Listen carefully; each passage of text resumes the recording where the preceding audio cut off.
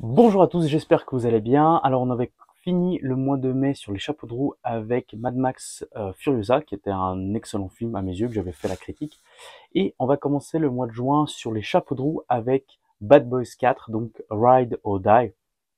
Et on va retrouver Mike et Marcus, donc Will Smith et Martin Lawrence, dans cette saga qui dure depuis quasiment 30 ans, qui avait commencé en 94 je crois.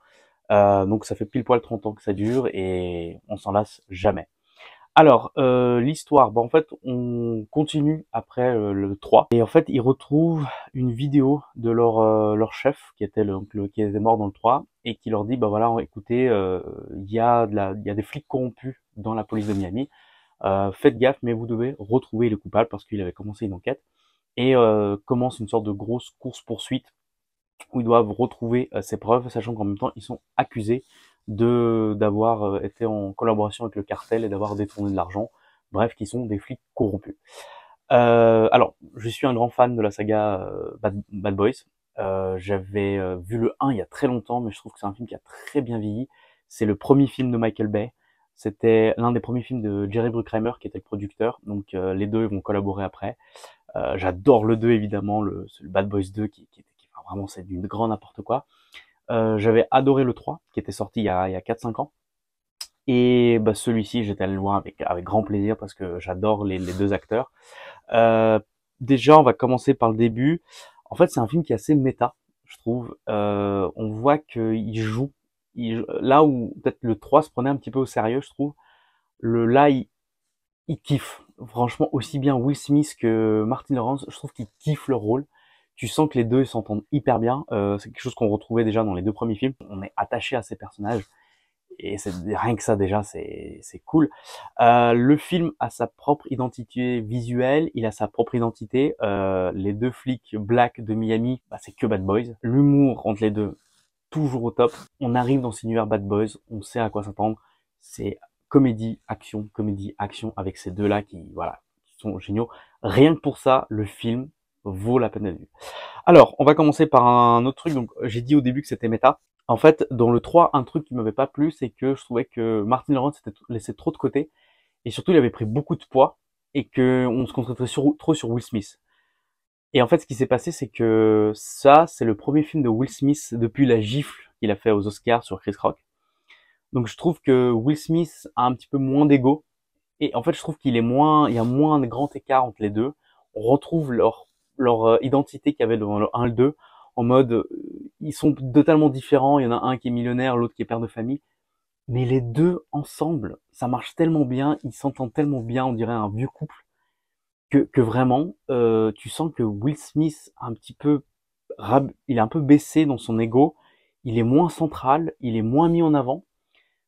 Au contraire, Martin Lawrence est un peu remis au devant. Il faut une blague avec son poids, parce que je trouve que voilà, dans le 3, je trouve qu'il est vraiment gros par rapport à Will Smith. Et là, en fait, Will Smith a aussi pris un peu de poids. Il a pris de la bouteille. Ils ont quasiment 55 ans les deux. Enfin, ils sont plus proches de la soixantaine, quoi. Et il joue avec ça. Donc, Marcus, il a une crise cardiaque, donc il faut qu'il arrête de bouffer, il faut qu'il arrête de grignoter.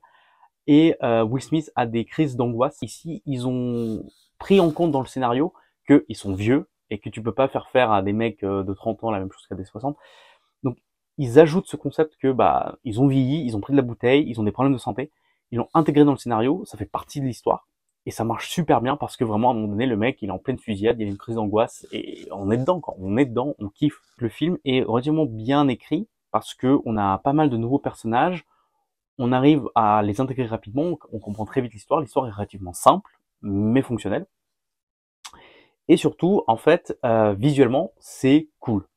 Le 3, j'ai trouvé qu'il était sympatoche, honnêtement. Ce qui me plaisait le plus dans le 3, c'était la BO et le côté Miami. En fait, ça ressortait un petit peu plus quand il sortait à Miami et tout. Là, on a un petit peu moins de Miami. On a plus des plans de jour, des choses comme ça. La musique est moins. Mais par contre, visuellement, le film est dingue. Mais vraiment, tu sens que les mecs, ils sont inspirés de la génération de TikTok.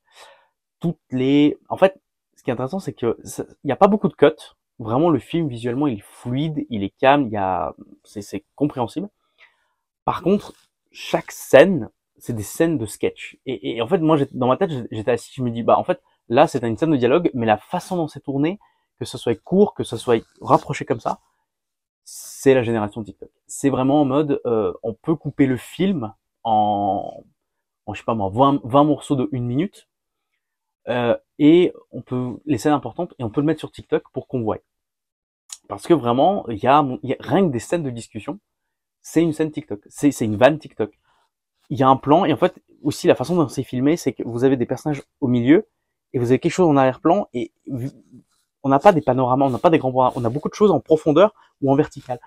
Donc je me dis vraiment, je ne serais pas étonné que maintenant, des films soient pensés pour TikTok, pour être visionnés sur TikTok, ou au moins il y a des scènes coupées pour TikTok. J'en suis quasi sûr.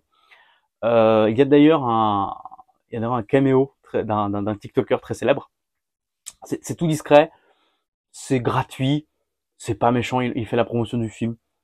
Ça prend une demi-seconde. J'ai trouvé que ça passait. Franchement, c'était cool. Le meilleur caméo que j'ai trouvé, c'était celui de Michael Bay, qui en fait, à 2 points d'écraser Will Smith avec la Porsche du premier film. Pareil, petit caméo de une demi-seconde, mais je trouve qu'il est cool. Il est pas... Vous savez, maintenant, on a des caméos trop lourds. On a des caméos là avec la grande scène, la grande pause. On est là, on fait ah mais il faut qu'on reconnaisse le personnage et tout. Là, c'est vraiment en mode clin d'œil. Vraiment, écoute, tu sais qui c'est, tant mieux. Tu sais pas qui c'est pas grave, ça fait partie du film et tout. Et en fait, on savoure le film parce que le film dure 2 heures à peu près, et je l'ai trouvé long. Je l'ai trouvé vraiment long parce qu'il y avait énormément de choses. Il y a vraiment toutes ces scènes et tout. Et en fait, il y a plein de choses qui se passent. Mais je me suis pas emmerdé. Mais honnêtement, à un moment donné, j'ai regardé ma montre, je fais putain, ouais, en fait, c'est 2 heures déjà.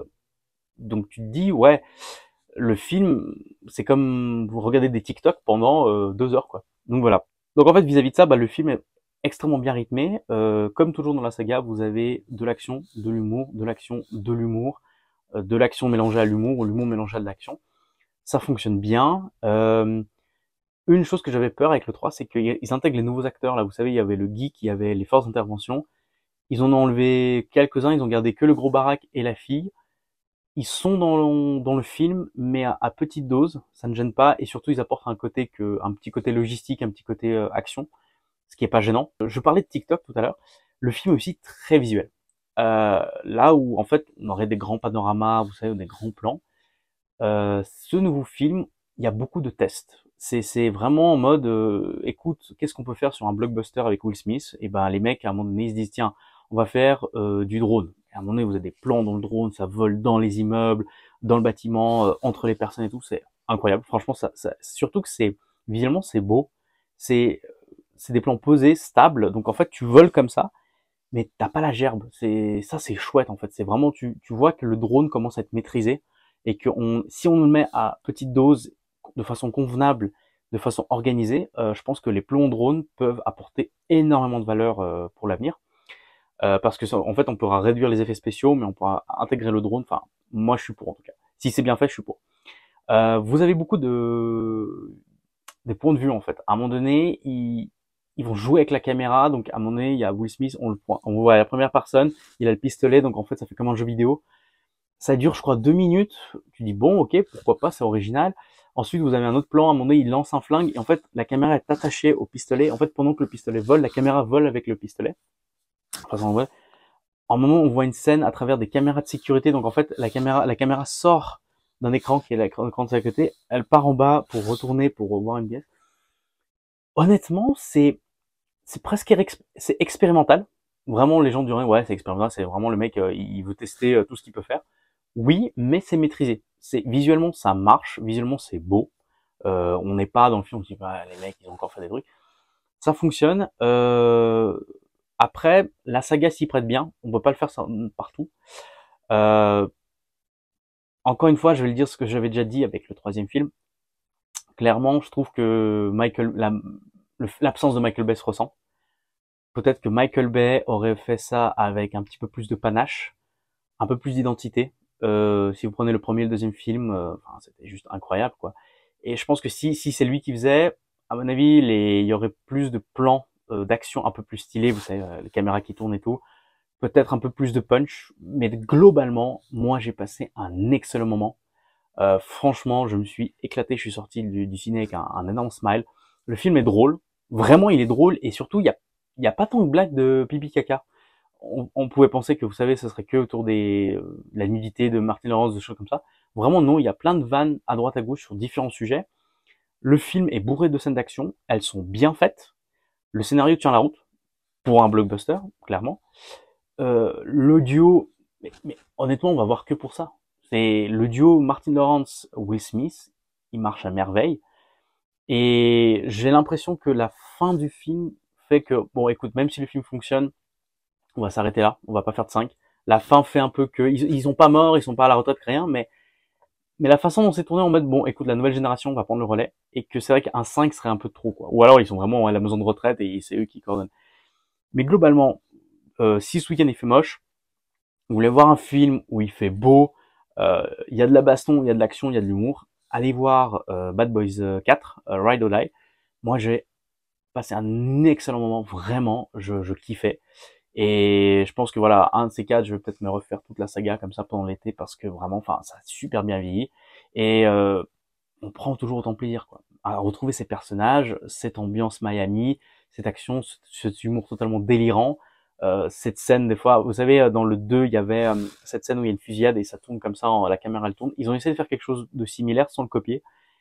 Ils font des trucs et j'ai envie de revoir ce genre de film. J'ai envie de, voilà, vous allez me dire c'est très beauf, c'est très nul, c'est du vu revu, mais ça fonctionne en fait. C'est bien écrit, ça fonctionne. Il y a des personnages féminins intéressants. Vous avez la personnage d'avocat qui était dans Better Call Saul, qui est là, qui joue un rôle très intéressant. Mais voilà, c'est tout ce que je peux dire que Bad Boys 4, oui, tu peux ne pas aimer, ou si tu aimes, fonce le voir et tu vas passer un excellent moment. Donc voilà, je vous remercie, je vous vois très bientôt pour d'autres vidéos et n'hésitez pas à vous abonner, à liker et à partager cette vidéo et surtout à commenter, me dire si oui ou non vous avez vu le film et si vous l'avez aimé. Allez, merci, ciao.